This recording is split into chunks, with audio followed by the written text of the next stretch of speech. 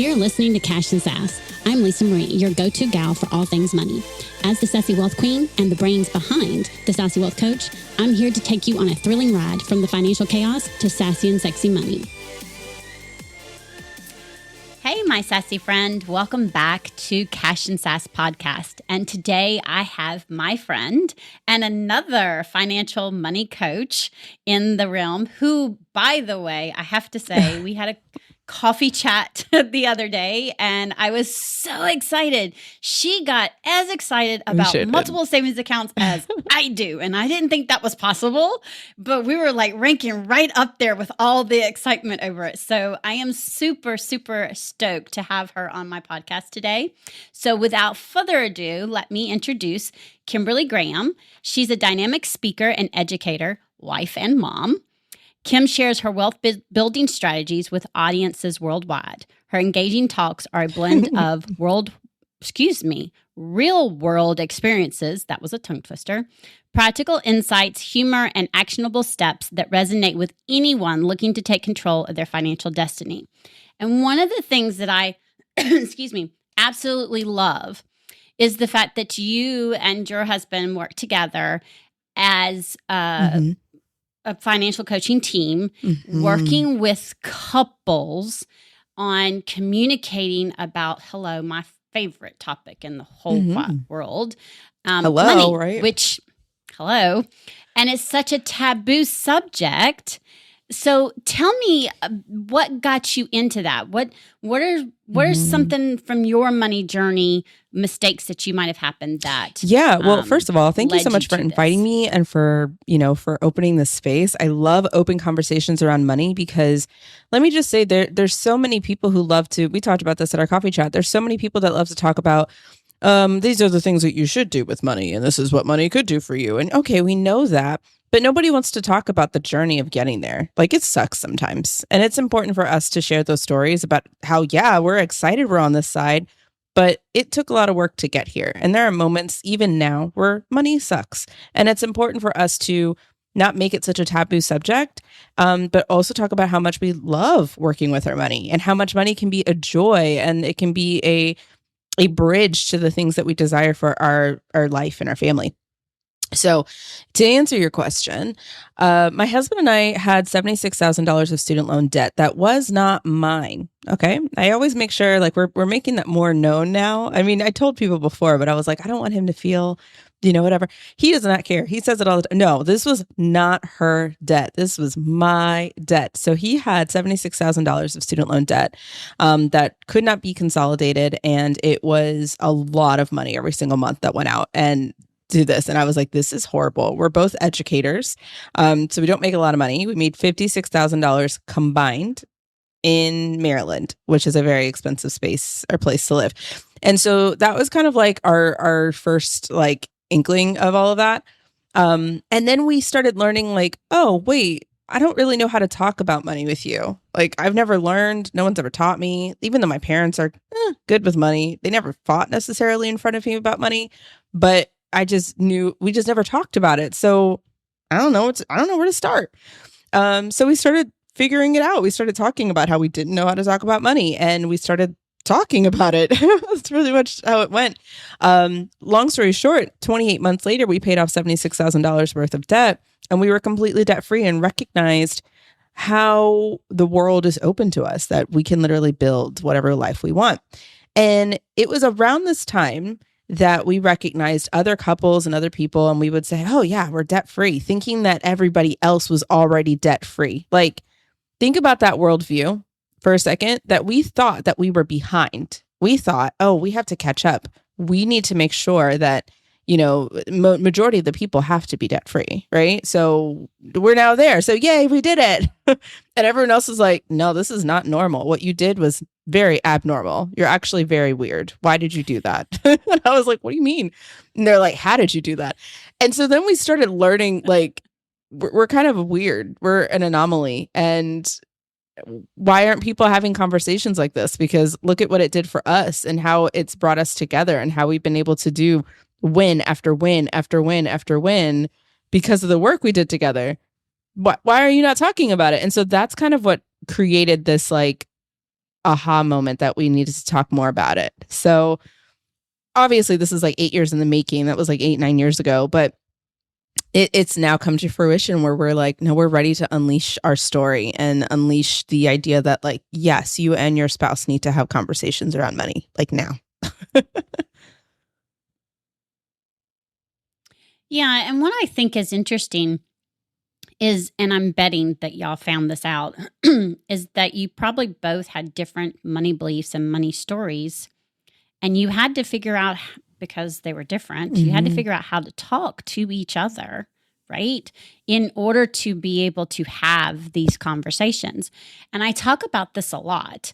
You know, I tell my audience all the time, and I tell my clients all the time, in order for you to change your relationship with money, you have to figure out where your money beliefs are coming from in order to change it. You have to get to the root of it. You can't just put a Band-Aid over it.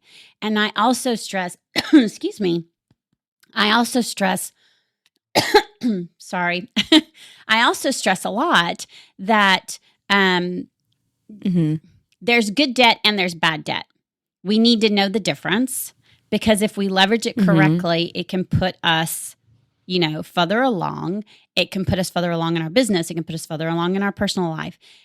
And there's also bad debt. And when you have a debt like you're talking about that was weighing you down and you felt like you were getting nowhere, that wasn't necessarily bad debt, because it was investing in your education. And I know so many of my clients, and I'm sure you do, and anyone, hell, I'm going to be honest, me, I have $80,000 in student loan debt. Look, I'm 50. I have come to the conclusion that I've paid off 4 of the loans. Okay. So absolutely, I'm going to give myself credit where credit is due. It was a lot more. And I know that as long as I have a plan, I can keep chipping away at it. And that's the thing. And my plan may look different than what yours and your husband's did, and someone else's may look differently. But what I love about it is that y'all work with the couple so that they can learn how to communicate about money. Because y'all, if you don't know, statistic wise, one of the things that tears a marriage apart, not just communication, but communication about money.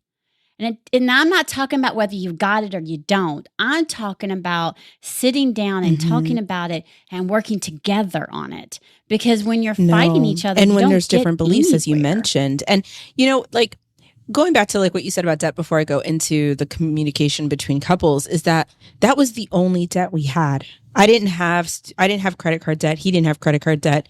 We had a little bit of savings. We literally had nothing else like that was dragging us down, like nothing. So to another couple that comes to me, or a client that comes to me who has like a situation of yours where they have maybe other debts that are more pressing on them, you know, car loans or credit cards and stuff like that, like absolutely it makes sense to focus on those first. And, you know, the student loans are probably typically not high interest, so it's fine, you know. But for our story, that was the only thing standing in our way. And so it made sense for us to be like, well, then let's just get rid of it. So then we're done and we don't have to look at it anymore. And I think what you said is absolutely perfect. Every single story, every single person's like money story is different. And going back to those like beliefs of getting like you and your spouse sitting together and having these conversations, it takes some serious personal reflection. I think that's important for you to have those personal reflection first before you even come together. Because if you both, we talked about this in our group the other day about values, about core values. If you've never taken the time to figure out what your core value is around money and what you truly want from your money, and simply saying, I just want more of it, is not a core value, right? Because more of it, and you and I talked about this too, just because you make money, like oh my gosh, I meet people who are making $230,000 combined. I meet people and still broke, still have a poor money mindset, still feeling like, oh my gosh, there's not enough to go around, still feeling like all of these different things. So don't twist it and think, oh, well, I just need to make more money and then it'll be easier. It won't. once I'm making 400,000 or 500,000, or if I'm in the 50s, once I'm making 100,000, I won't have this issue with money. Absolutely. I'm going to call bullshit. It's not just true. going to say it. And so when you start from where you are right now and understand what are my core values and is my money plan, I know we were talking about money plan over budget or whatever the words you want to use, what is my plan to make sure that those core values are aligned in my financial spending, are aligned in my financial plan? And that's when you're going to feel fulfilled, no matter how much money you're bringing in. And so when you both have had that in-depth understanding of what's important to you, when you come together, you're able to find those aligned values that are the same. And then you go together after these goals.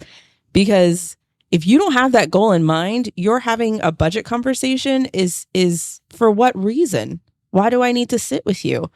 Why do we need to have this conversation until there's an issue? Right. And all of a sudden, it's not a conversation. It's a blow up. It's tension. Yep. And you get nowhere. Yep. And you get nowhere. And here's the other thing too, is I tell people all the time, when you go to do that deep dive into what your core values are with money, what are your money beliefs? Now you've got to understand what your money beliefs are. And there's no judgment ever. I tell people all the time, there are no judgments to your money beliefs. They are what they are. They came from situations, money trauma, money stories that were taught, ancestral, carried over. You guaranteed you learned them a lot younger than what you may think. And you need to be able to do that work. And if you're not honest with anybody else about it, you need to be honest with yourself of what those those money beliefs are, where you're at, so that you can flip that script. Because then when you flip that script and he's done the work, flip the script, then y'all come to, and you know what your core values are, then you can have a conversation. Right. Because you both have a roadmap. We talked about that too. We both have a roadmap. Oh, it could be a financial plan. It could be a money. I call them money roadmaps, because a lot of people go, budgets are just for the poor. Okay, no, not so. Yes, it helps people who are really, really tight. Okay. And I'm going to here to tell you, I love my money roadmap. I love my budget, which is, I call my money management plan, my money roadmap. You can call it financial plan. I don't care what the hell you call it. I love mine because it encompasses everything, my core values, the things I want, the things I need, the expenses. And that's my business and my personal. I have both. And when I look at it, and yes, it has to be tweaked. Oof. That's another thing we talked about. Just because you create one does not mean you can set it and go. You have to be able to tweak it because, as me and Kimberly discussed, right. And we just had a conversation about things that this past month, for example, right? My husband and I had a condo. We have 2 kids, 3 and 6. But when we bought the condo, it was just me and him, but we knew it would be a really great starter space. And our whole goal was to pay it off as much as possible and rent it out. Well, things changed and our values changed and the way that we viewed our future changed. And we were like, he started getting really excited about being in business with me and being like, I want to help couples and let's do this together. And he's writing a book. And I mean, over the course of last year, things changed. So we decided in December to sell the house because we were like, nope, this isn't going to be something that we need to do right now. Maybe later.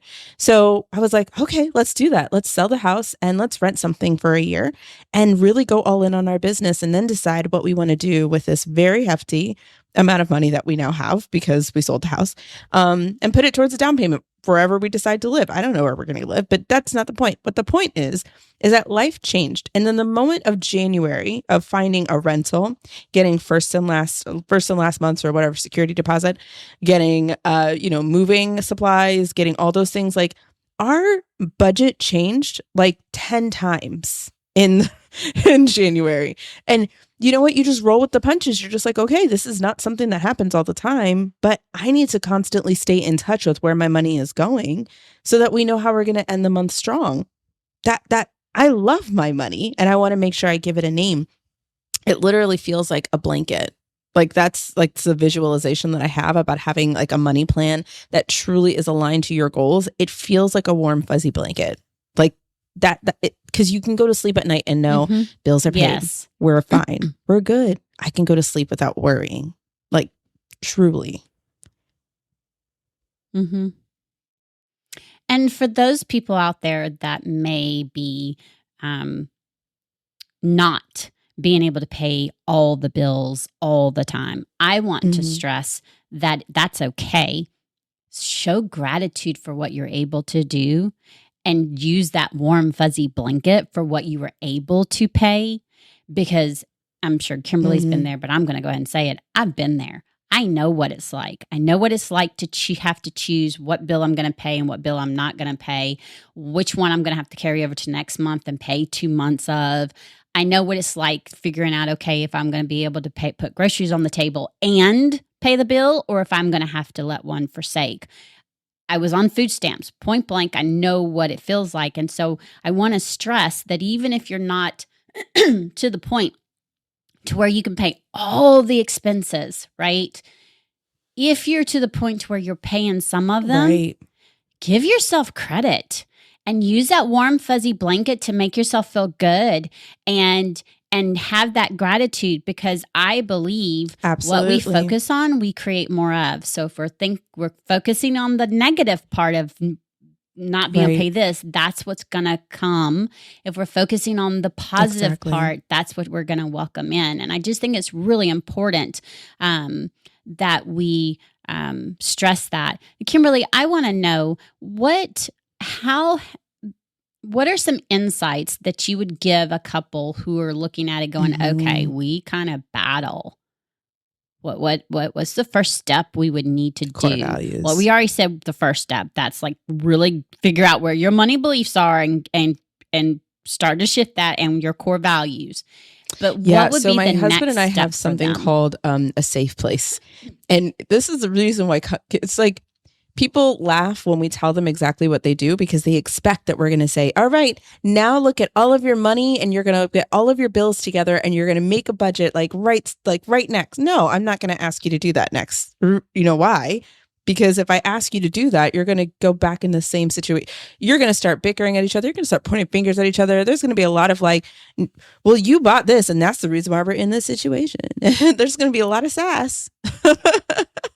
And we're all about sass, but not in this way. No, like we like sass, but we want to put sass in the right spaces where it needs to be, right? That's not one of them, because you don't feel safe with each other. You might have shared your core values with each other, and that's nice. And you both are like, all right, yeah, this is what I would like. But there are underlying beliefs and truths that you have ingrained because of the last however many years that you've been together, that you're like, every single time we talk about this, it's going to end up in a fight. So I'm scared. I'm coming up with like I'm ready to fight, you know? So like I tell my clients to start with a safe place conversation. So we have this thing that we joke about, or you know how like before you go to bed and you're at a sleepover and everyone's getting like all cozy in their sleeping bags, it gets dark. And all of a sudden that's when real talk happens. That's the same thing that happens when you're married. It doesn't change. Like the lights go out and all of a sudden you're like, so I have this existential question right before you go to bed, right? And it's just like everything's calm. So we have these things called 2 questions before bed. And it's just starting to help couples create that safe place of having conversations. And they're light questions, but they get deeper. And it's like one of those things where it's like, man, can you just dream with me for a second? What would it look like if, like, is there a money win that you've done, that you've achieved in the last week that we can celebrate together? Right? Like, I really want to celebrate that. You know, we went to the gas station and we were able to fill up our gas tanks all the way. And I didn't think about it twice. That was really cool.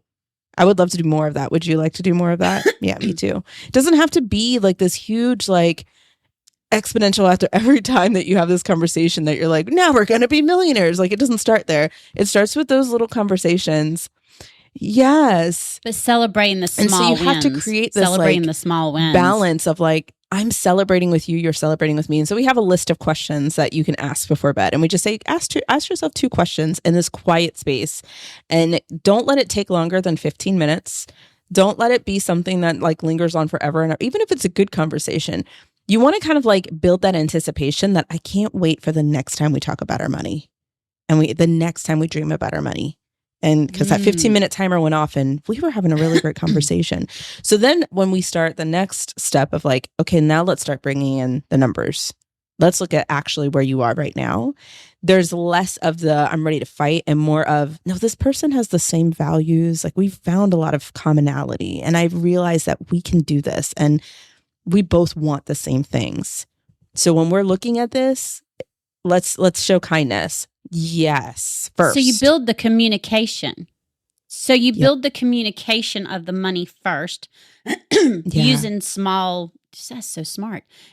Using like simple, exactly, non-evasive questions, and also exactly. And for some people, especially for the clients who there's in a couple, there's always that one couple that's like, I've been doing the budget for the last however many years. And the other couple, or the other part of the couple is like, I haven't been looking at it at all. Right. So the person who's been doing the budget is like frustrated by this. And so they're the one that I have to coach. Because the person they're trying to get to look at, the person they're trying to and get so to when look they're, at it, when they're won't in look this at process, right? The person who's been budgeting the whole time is like, this is going too slow. But the person who's never looked at the budget is like, this is so enlightening to me. Like, I'm actually having fun talking about money with my spouse. And I have to tell them, like, you have to slow down just a little bit, let them catch up, and then we can go. But we can't get there if you try to pull them over to like the finish line. Like, no, you coming over here. I've already done this work for the last 20 years. You know what I mean? Like, it's a process. But when they go through it and they're actually like, wow, like, we're actually talking about this and we're not bickering at each other. This is actually awesome. Like it's a really cool transformation to see. See, I love the fact that you do that because the whole point of Cash and Sass podcast is to have candid money conversations. Yeah. And you're helping couples do that. And it doesn't matter where they're at in their money journey. And we've talked about this. We both have seen people making several hundreds, thousands of dollars. And because of that scarcity money mindset or their money belief, they're still broke. They still can't tell. I don't know. I know. They can't tell me where the hell their money went. Where is it? Oh yeah, I got money. Okay, well, they can't tell me. They can't tell me anything. They'll have money in their account, but they're so afraid to spend it because they know they have this and they know this had this, but it's all in one account and they don't think they can touch it because they think they're still broke. And I think it's really important. I just think it's really important the work you're doing. I've told you this before. I absolutely love it. And, what's different about us is I don't work with couples. Okay. I work with women entrepreneurs who are, she and I both, we say high achieving. I work with women entrepreneurs who are high achieving, who are ready to change their relationship with money so that they can create, retain, and expand wealth. And what Kimberly does and her husband does is they work with couples. They can be entrepreneurs or not, and that's that are ready to do the same readiness. Thing. Because you start where they're at. That's the beauty of it. We both say that. We start where you're at. We can't pull you over here if you're over here. So if you're over here, we're going to start here and gradually get you to here, then go further. Thank you. And I think that's really, really important. What are some of the, I don't know, some of the money beliefs that y'all have had or that you've seen that have had to be turned around? Oh my goodness, there's so many of those. The idea, there's so many of them. Give me a couple I'm working with a couple right now that's coming to mind. And when we're working with them, it's been a lot of this. So one part of the couple, the spouse, I should say, the spouse will think we're good with money. I don't really need to know all the bills. As long as they're automatic, it's fine. And the bills are what they are and there's no changing them. Whereas the other person is like, but what if we do, but I would like to get out of this space. Like they're currently living in they're making almost $300,000 a year, but yet they're still living in they're basically living in their parents' basement, and it's a nice house, but they have older children. And I'm like, don't you want to move out? And so the other spouse is like, I don't want to live here anymore. I would like to move on. I would like to, we have the nice cars and we go into the city, but like, what? We have nothing to show for it, right? So for her, it's a lot of like, her values are, I want the house. I want to invest more. I want to work less. I want my money to actually look like it's doing something. And for the other one, it's just like, it is what it is. Mm-hmm. Like it is what it is. And come to find out, it had to do with their backgrounds. She has family overseas in different countries. She has no family in the States. So for her, it's legacy. Legacy is important to her. Building something that is going to last, that if her family needs something overseas, that she can take care of that. If, if she needs to, to quit her job, or if she needs to whatever, that she has the ability to do that. For him, he has family in the States. And he also comes from a different belief where, it's very laid back and chill. It is what it is. And so bringing those two beliefs together and helping them understand the strengths in those beliefs. But also, this is a chance where you have to like lean into your wife a little bit more. And this opportunity in this particular situation, we're going to lean on his thinking a little bit more. It's been really cool to see both of those energies understand how to balance each other out. And yeah. Yeah. And be able to do what I say. Mm-hmm. Why can't you save and enjoy life now? I had a client who said, I was always told that, the money doesn't go with you. That's so my you mom. Need to just enjoy life. And she goes, and then I was also told that I need to save. Okay, well, which is it? I can't do both. And I looked at her and I went, why not? And she just looked at me. She went, huh? I said, why can't you save for later and enjoy life now? If you have a strategic plan, let me rephrase that, a realistic strategic plan, because you have to be realistic of where you're at. You can do both. There's no reason why you can't do both. And I think that's really important, because that's almost what I was seeing, is one going, well, it is what it is. So we can either spend and we're just going to live the bills and we can spend, or we're just not going to be able to go and do this. And I want to be able to enjoy life. And she's like, well, I want to go and get a house and save. Okay, there's a way you can do both. Yep. You just have to be strategic with it. And then I love that. Some of my other clients they have this perspective of, as soon as I get money, I know that my previous perspective or my previous experience with money is that when I get money, I lose it. So when I get a raise, I'm just going to beat myself to the punch. I'm just going to move it and repel it as fast as I can. And they might not do it like in the way of, oh, I get 10,000 I'm spending $10,000. It might not happen that fast, but that is like, it's subconsciously, that's what happens. They're like, oh, I got money in, might as well spend it. Might as well do it. Yep. Might as well. YOLO. Like, I don't know. They just like go for it. And then when they actually sit down and they recognize it, they're like, oh my gosh, I have every single time that I've gotten additional income, I immediately like just let it go, because I don't trust myself with my money. I'm afraid that I can't hold on to it. I'm afraid that I can't spend it save it because somebody else told me that I'm horrible at saving. Somebody else told me that I'm only good at wasting money. So why would I even try to pretend to be someone that I'm not? And it's insane how those words and how another person's perspective, especially our spouse, can weigh on us, where we go, well, if that's what it is, then I'm just never going to be a person who has savings or investments. I'm just going to be a person who has a lot of stuff.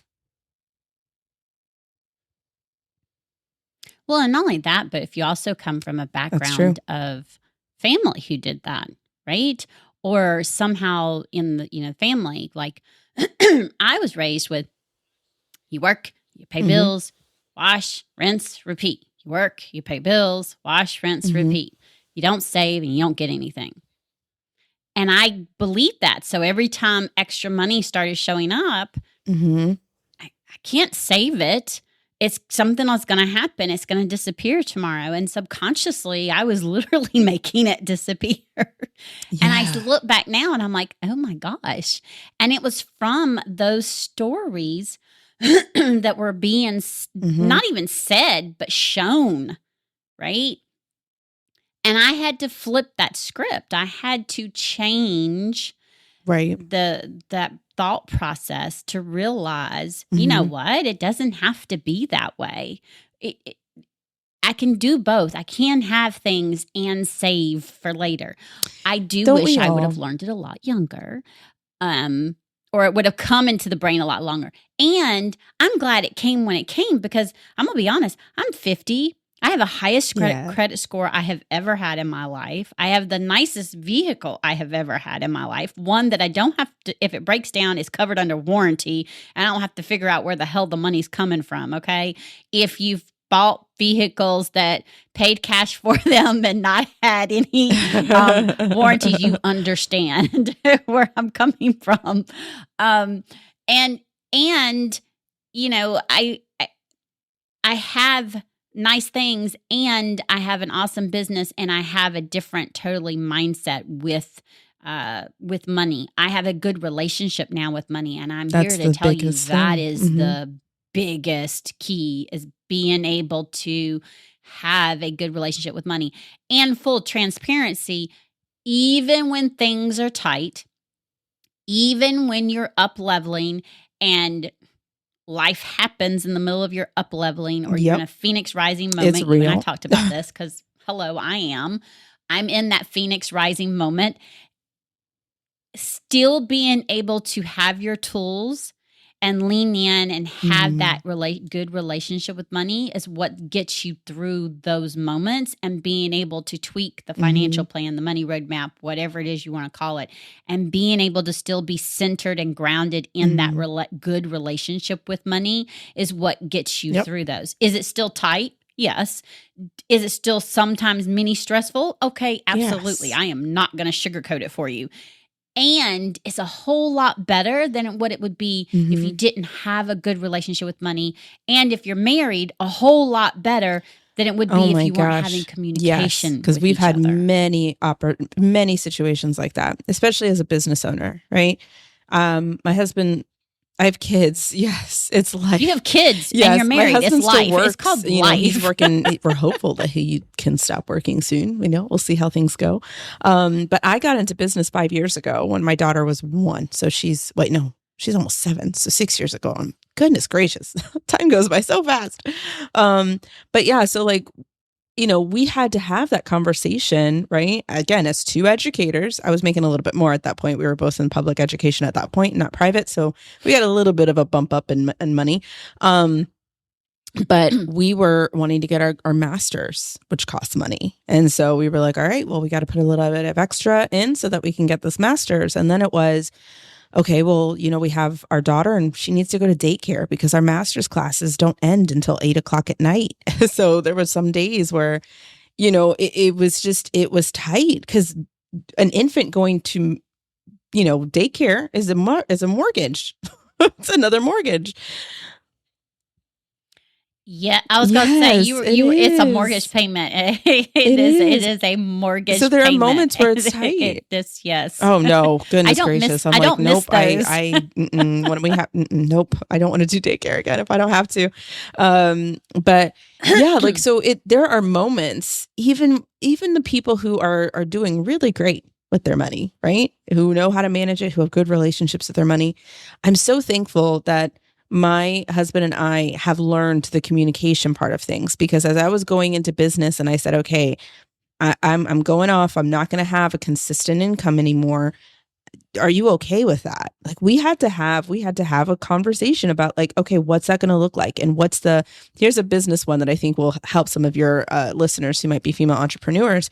Having that conversation and knowing that, his bills or his income could take care of majority of our bills, on the minimum end. And if I brought in $400 a month, we were good. If I brought in $1,200 a month, we could take care of our sinking funds, right? But our emergency fund is intact. And, So we have all of these, or rainy day fund, as you say, is intact and all of these things, right? So imagine the stress that I didn't feel being able to look at my business and not feel pressure that I have to have and this is what you hear in this industry, 5K months, 10K months. We push that too much. Yeah, see, I didn't do that. I didn't do that. Mine was a little bit different. Mine was, I'm sole provider with me and my 2 girls. And I was let go from my job in 2016. And I was tired of the migraines. I was tired of the tension headaches. I was tired of all the stuff. And I said, you know what? And I was barely making ends meet. The highest I made was like $40,000 for me and 2 girls. And I couldn't, insurance alone was way too expensive. So the girls was on Medicaid because they couldn't be on my insurance because they were on my insurance. It took pretty much my check. And, I was barely making ends meet. So I decided, you know what, if I'm barely making ends meet, we're going to do it on my terms. I'm going to be at home. It wasn't, I need to go make that 5K. It was, I either make this work or I'm going to have to go back to corporate. And I made hard decisions. I had my vehicle repossessed. I was on food stamps already. And I had to send a letter to my landlord and say, will you prorate my rent from October to April when I get my taxes? Because I knew I was going to get a huge refund because, again, I was sole provider of 2 kids and was not making enough money. And you'd be amazed at what happens when you do that. You get this massive, tax rebate thing. So I knew I would get enough. And against the advice of 2 people, that's she amazing. said yes. And right. And it was God, source, universe, whatever you believe in. That was what was involved. Okay. To this day, I know that. And now I'm celebrating 7 years, making more money than I have ever made. Okay. Working corporate, 20 years in corporate, ever. And it wasn't, I got to do 5K. I got to do 10K. It was just keep building. First time I made $1,000, I celebrated. Then when I each milestone, and the biggest thing is that first year, that was when I realized at the end of the first year when the business grew so much and then it stopped and it almost lost, I was like, okay, wait a minute. What do I have to show for this? Why am I still having issues? Right? Because the money was coming in, but I was still having issues. And it was when I dug into what we've talked about, those money stories, those money beliefs. And I went, aha, we're missing a piece. Yeah. You can't do this without this. And then why is those like you and I talked about, we could create spreadsheets and sell them on Etsy. Yep. Why don't we? Because they're cookie cutter spreadsheets and they don't work. They don't work because they're not built for you. But I love that we have these different stories, different money journeys. And we talk, like you said yesterday, the other day, we talk about the same things. We might teach them slightly different, but we have, you and I have a lot of the same core values. We may have some that are slightly different, but we also have a lot of the same core values, which, like I said, y'all should have seen me. I lit up when she got as excited about, and she got just as excited about Capital One savings that I did. And not many people do. She's like, I love Capital. I was like, I'm a unicorn. I found like my sisterhood or something. Okay. I know. Yes, it was like, it's unicorn. My God. It was awesome. As we wrap up, I want you to tell people about your freebie that your free offer that you're offering for the listeners, because I was reading it and I think this is like a big, I don't know. I just think it's important because it tells you your communication style. Actually, it's so funny because I was like, well, I wrote that out a while ago. I hope I wrote what she's talking about. Yes, that's exactly what it is. So we've actually created a money archetype quiz. So you know how those quizzes in Cosmo where you find out like the type of like that's exactly what it is, right? So way back in the day when you're like, okay, are you a spring or are you an autumn? Are you a summer? And this is what it means about you. Yeah. But we made one of those for, obviously it's a lot more not as like, Cosmo, but we made it for money, right? So like based on how you answer some of these questions about your values, they're really helping you understand what your core values are. And you're going to choose the things that are the most like that stand out to you the most, that stand out to you as the most important to you right now. And there are 4 archetypes that we're sharing. And there's so many of them. And these are just the ones that we focus on. And you can totally ebb and flow depending on what's happening in your life. You can ebb and flow between them. But there's going to be one archetype that is like your main, like that is your main archetype, your main communication style. And when you understand your communication style, you're going to be able to see your finances from a different light. It doesn't mean just because you like spending money that you are a bad person, that you are bad with money. That's not what that means at all, right? In fact, as a person who loves to spend money, I am a resident bougie person. That is me. Give me all the vacations, give me all the pretty things. That is me. I am the one that loves to shop. Yes. See? Yes. Yes. Pretty things. And I also love managing my money. Like, love it. Because the more that I manage my money and the more that I tell it where to go, the more money I have to shop without guilt, without feeling. It's just the best thing. Knowledge and I don't have to worry about my husband rolling his eyes at me when I come home with bags from Target. He's like, "Oh, you went shopping? Show me what you got." It's the best, I'm telling you. So anyway, understanding your money archetype is going to be really beneficial. And we actually have a master class that goes with it that helps us. We are able to personally coach you to help you go deeper in how does that work with your spouse and how do you leverage your strengths. So yeah. Awesome. Well, listeners, if you are a couple, I want you to please go and grab this free offer. The link will be in the show notes for you to grab, as well as her website and the links to go check her out. Thank you, Kimberly, so much for coming on here. I'm going to tell you, you and I could have like mini conversations. So I'm pretty sure I'm going to have you back because we could just do like a lowdown on women and money. I know, because you and I, like, I think we could have had our conversation even longer at the coffee chat. Yeah, I absolutely thank you very much for coming on. Thank you, my sassy friend, for listening or watching us on YouTube. And until next time, we will see you then. Bye. Thanks for joining us this week on Cash and Sass. Check us out on social media and on our website at www.thesassywealthcoach.com, where you can download my free Money Story Start Guide. The website again is www.thesassywealthcoach.com. And as always, subscribe to the show to catch every new episode and leave us a review so we can continue to bring you fresh content. And remember, yes, it is possible to have sassy and sexy money. See you next week.